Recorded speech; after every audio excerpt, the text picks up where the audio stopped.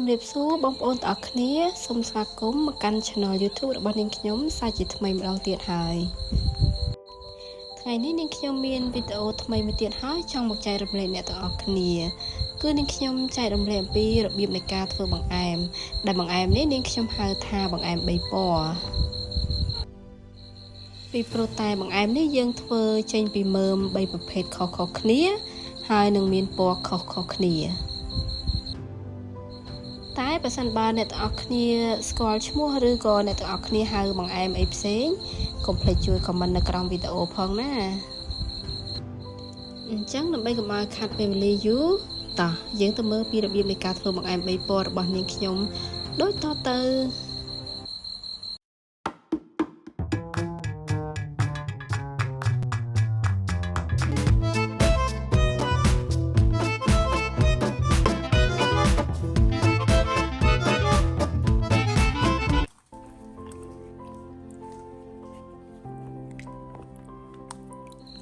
បង្អែម3ពណ៌នេះគឺនាងខ្ញុំធ្វើចេញពីមើមត្រាវមើមដំឡូង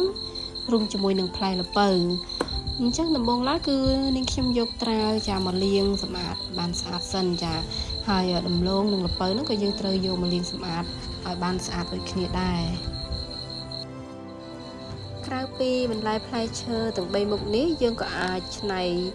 ចេញពីមើមផ្សេងបានផងដែរយើងអាចច្នៃចេញពីមើមការ៉ុតឬក៏ពីផ្លែពោតអីក៏បានដែរស្រេចទៅលើការចូលចិត្តរបស់អ្នកទាំងអស់គ្នាហើយថ្ងៃនេះគឺខ្ញុំឲ្យកូនស្រីគាត់ជួយលាងបន្លែផ្លែឈើរបស់យើងដោយសារតែយើងបង្រៀនឲ្យគាត់ជួយធ្វើកិច្ចការងារផ្សេងខ្លះអញ្ចឹងណានិយាយរួមទៅមានកូនស្រីគឺយើងចាំបាច់ត្រូវតែបង្រៀនគាត់ឲ្យចេះចាពីការងារចក្រានចានឆ្នាំងអីចឹងណាអ្នកទាំងអស់គ្នាដើម្បីឲ្យគាត់ធំឡើងចឹងគាត់អាចធ្វើម្ហូបតាមបាយឬក៏គាត់អាចធ្វើរបស់ញ៉ាំអីផ្សេងបានអញ្ចឹងគឺយើងត្រូវបង្រៀនគាត់ពីតូចទៅឥឡូវកុំឲ្យរៀបរាប់វិញឆ្ងាយទៀតចាយើងចូលមកវីដេអូការធ្វើបង្អែមរបស់យើងវិញណាឥឡូវនេះគឺនឹងខ្ញុំចាត់សម្បកចាដំឡូងត្រាវរួមជាមួយនឹងល្ពៅនិយាយទៅយើងចាត់សម្បកវាឲ្យបានស្អាតសិនមុននឹងយើងយកបន្លែទាំងអស់ហ្នឹងយកទៅចំហុយអ្នកទាំងអស់គ្នា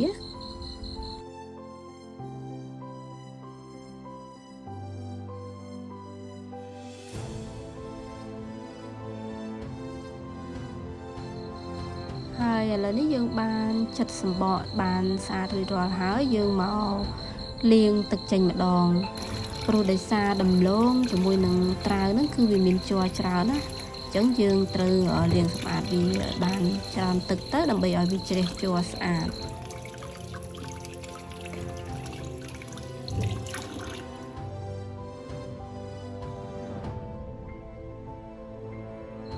ប៉ុន្តែមុននឹងយើងយកទៅចំហុយគឺយើងត្រូវយកមកចិតឲ្យបានតូចជាមុនសិនដើម្បីងាយស្រួលនៅក្នុងការចំហុយឲ្យវាឆាប់ឆ្អិនហើយនឹងឆ្អិនបានសព្វល្អអញ្ចឹងអំឡុងពេលដែលនាងខ្ញុំចិតដំឡូងត្រាវជាមួយនឹងល្ពៅហ្នឹងគឺនាងខ្ញុំដាក់ដាំទឹកចោលចាដើម្បីចំហុយអញ្ចឹងយើងអាចដាក់ដាំទឹកមួយល្មមបរិមាណមួយល្មមមកយើងដាក់ឡាំងសឹងមកដើម្បីទុកចំហុយមើមបន្លែរបស់យើងណាអញ្ចឹងបន្ទាប់ពីយើងបានចិតរួចរាល់ហើយឥឡូវនេះទឹករបស់យើងហ្នឹងក៏បានពុះដូចគ្នាអញ្ចឹងនាងខ្ញុំចាយកមើមដែលយើងបានចិតមិញហ្នឹងយកមកចាក់ចូលតែម្ដងដើម្បីចំហុយហើយការចំហុយនេះគឺយើងអាចកំណត់នាទីបានទេបើសិនជាអ្នកទាំងអស់គ្នាចំហុយដលងហ្នឹងរីងធំអញ្ចឹងវាអាចក្រឆ្អិនអញ្ចឹងបើសិនជាយើងកាត់វាតូចអញ្ចឹងវាឆាប់ឆ្អិនអញ្ចឹងអ្នកទាំងអស់គ្នាអាចបើកមើលហើយយើងចាក់មើលអញ្ចឹងណាបើសិនជាវាផុយវាទន់ល្អហ្នឹងគឺមានន័យថាវាឆ្អិនហើយអញ្ចឹងនាងខ្ញុំចំហុយនេះប្រើរយៈពេលប្រហែលជា7នាទីអញ្ចឹងនាងខ្ញុំចាក់មើលអញ្ចឹងឃើញវាទន់ហើយអញ្ចឹងបានន័យថាបន្លែដែលយើងចំហុយហ្នឹងគឺវាបានឆ្អិនល្អហើយនាងខ្ញុំស្រង់វាដាក់ចានទុកម្ល៉េះសិនអញ្ចឹងយើងយកដំឡូងរបស់យើងនេះយកមកសង្កត់ដោយនាងខ្ញុំយកសមមកសង្កត់ព្រោះនាងខ្ញុំអត់ចង់ឲ្យវាម៉ត់ខ្លាំងពេកទេចង់ឲ្យវានៅដុំនៅពេលដែលយើងយកទៅលាយម្សៅធ្វើបង្អែមគឺវាមានរសជាតិកាន់តែឆ្ងាញ់ហើយ ដើម្បីឲ្យបានខ្លាយទៅជាបង្អែម3ពណ៌គឺមើមទាំងអស់ហ្នឹងគឺយើងសង្កត់វាផ្សេងគ្នាអ្នកទាំងអស់នេះយើងអត់សង្កត់វាលីឡំគ្នាទេព្រោះយើងចង់ឲ្យវាចេញ3ពណ៌ផ្សេងគ្នាអញ្ចឹងខ្ញុំយកត្រាវហ្នឹងគឺមកសង្កត់ផ្សេងចាដំឡូងមកសង្កត់ផ្សេងហើយល្ពៅហ្នឹងក៏សង្កត់ផ្សេងដូចគ្នាដែរឥឡូវនេះគឺដល់វគ្គយើងលាយម្សៅអញ្ចឹងដំបូងគឺនាងខ្ញុំយកល្ពៅយកមកលាយជាមួយនឹងម្សៅអង្ករដំណើបម្សៅអង្ករដំណើបរបស់ខ្មែរយើងអ្នកទាំងអស់គ្នានៅពេលដែលខ្ញុំដាក់ម្សៅហើយខ្ញុំចាក់ទឹកក្តៅអ៊ុនចាចូលម្សៅបន្តិចដើម្បីកូរអញ្ចឹងយើងអាចប៉ាន់ស្មានមើលបរិមាណសមល្មមដើម្បីកុំឲ្យម្សៅរបស់យើងខាប់ពេកហើយក៏កុំឲ្យម្សៅរបស់យើងនឹងរាវខ្លាំងពេកដើម្បីយើងងាយស្រួលក្នុងការលុញបន្ទាប់ពីម្សៅរបស់យើងលាយរួចរាល់ហើយយើងធ្វើការលុញវាទៅជាដុំតូចអ្នកទាំងអស់គ្នាកុំលុញវារាងធំពេកយើងលុញវារាងតូចល្មមបានហើយបន្ទាប់មកនាងខ្ញុំចាក់សាច់ត្រាវរបស់យើងដើម្បីលាយម្សៅម្ដងអញ្ចឹងយើងធ្វើដូចគ្នាអ្នកទាំងអស់គ្នាមើម3មុខហ្នឹងគឺយើងលាយដូចគ្នាអញ្ចឹងណាចំពោះការលាយម្សៅយើងអាចលាយលោកទៅតាមចំណង់ចំណូលចិត្តរបស់យើងបើនាងខ្ញុំចូលចិត្តនៅពេលដែលយើងញ៉ាំទៅវាមានជាតិត្រាវជាតិល្ពៅជាតិដំឡូងនឹងច្រើនអញ្ចឹងនាងខ្ញុំដាក់ម្សៅនឹងរៀងតិចចាបរិមាណគឺតិចជាងមើមទាំងអស់ហ្នឹងណាព្រោះម្សៅដំណើបគឺរាងស្អិតខ្លាំងអញ្ចឹងប្រសិនបើអ្នកទាំងអស់គ្នាដាក់ច្រើនពេកបង្អែមរបស់យើងញ៉ាំទៅវារាងស្អិតប្រៀបដូចជានំផ្លែអាយអញ្ចឹងអ្នកទាំងអស់គ្នាអញ្ចឹងហើយនាងខ្ញុំដាក់ឲ្យវាតិចជាងដើម្បីឲ្យយើងញ៉ាំទៅវាមានជាតិម្សៅតិចហើយការលុញម្សៅហ្នឹងអ្នកទាំងអស់គ្នាកុំលុញវាធំពេកយើងលុញវាតូចល្មមទៅបើនៅពេលដែលយើងញ៉ាំបង្អែមរបស់យើងកាន់តែមានរសជាតិឆ្ងាញ់អ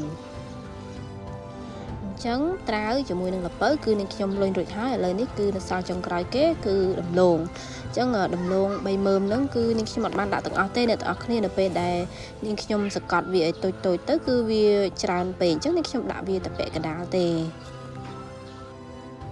ចំណែកដែលនៅសល់យើងអាចកែច្នៃយកទៅធ្វើជានំដលងអាំងម្ដងណា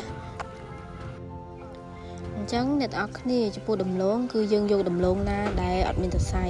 ព្រោះបើយើងយកដំឡូងដែលមានសរសៃពេលដែលយើងធ្វើបង្អែមគឺបង្អែមរបស់យើងគឺអត់ឆ្ងាញ់ទេអញ្ចឹងប្រសិនបើយើងចំហុយហើយឃើញដំឡូងនឹងមានម្សៅយើងអាចយកវាចេញណាឥឡូវនេះគឺនាងខ្ញុំចាលុញរួចរាល់អស់ហើយត្រាវដំឡូងនិងល្ពៅគឺរួចរាល់ទាំងអស់ហើយយើងមកត្រៀមគ្រឿងដើម្បីនឹងធ្វើបង្អែមរបស់យើងវិញម្ដងគ្រឿងផ្សំធ្វើបង្អែមគឺទូទៅដោយអ្នកទាំងអស់គ្នាដឹងស្រាប់ហើយគឺយើងមានខ្ទិះដូងយើងមានស្ករត្នោតយើងមានអំបិលបន្តិចចាហើយនាងខ្ញុំថ្ងៃនេះគឺនាងខ្ញុំដាក់សាច់ដូងខ្ចីដែរដំបូងគឺនាងខ្ញុំដាក់ឆ្នាំងដាំខ្ទិះដូងរបស់យើងឲ្យបានឆ្អិនល្អប្រសិនបើអ្នកទាំងអស់គ្នាមានស្លឹកតើយើងអាចដាក់មួយស្លឹកពីរស្លឹកទៅប៉ុន្តែដោយសារថ្ងៃនេះនាងខ្ញុំអត់មានអញ្ចឹងនាងខ្ញុំអត់បានដាក់បន្ទាប់ពីខ្ទិះដូងរបស់យើងពុះល្អហើយនាងខ្ញុំដាក់ស្ករត្នោតចូលចំនួន1ស្លាបព្រាបាយសិន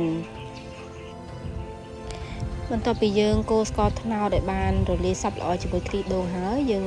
ចាប់ផ្ដើមចាក់នំដែលយើងបានលុញហ្នឹងចូលទាំងអស់តែម្ដងទៅពេលដែលយើងចាក់ហើយយើងព្យាយាមកូរបំបែកវាបានបែកចេញពីគ្នាព្រោះដោយសារមានក្របខ្លះវាស្អិតជាប់គ្នាហើយចំពោះស្ករអីហ្នឹងគឺយើងអាចថែមថយតាមចំណង់ចំណូលចិត្តរបស់យើងចង់បានផ្អែមល្មមឬផ្អែមខ្លាំងអីចឹងទៅអ្នកទាំងអស់គ្នាប្រើស្ករសក៏បានដែរតែបើសិនជាអ្នកទាំងអស់មានស្ករត្នោតថ្មីបង្អែមរបស់យើងរឹតតែឈ្ងុយហើយនេះនាងខ្ញុំចាក់សាច់ដូងខ្ចីចំនួន1កូនចានចង្កឹះប្រសិនបើអ្នកទាំងអស់គ្នាអត់ចូលចិត្តសាច់ដូងខ្ចីឬក៏អត់មានយើងមិនបាច់ដាក់ក៏បានដែរហើយកុំភ្លេចលួចអំបិលបន្តិចផងដើម្បីឲ្យបង្អែមរបស់យើងមានរសជាតិផ្អែមឆ្ងាញ់អញ្ចឹងយើងរងចាំឲ្យបង្អែមរបស់យើងពុះឆ្អិនល្អមកបង្អែមរបស់យើងបានរួចរាល់ហើយអ្នកទាំងអស់គ្នាមើលរូបរាងបង្អែមរបស់នាងខ្ញុំទំនងទេបង្អែមនេះគឺបើយើងញ៉ាំពេលមេឃភ្លៀងត្រជាក់អ្នកទាំងអស់គ្នាយើងបានហត់ក្តៅផ្អែមញ៉ាំហើយគឺមានកម្លាំងខ្លាំងហ្មង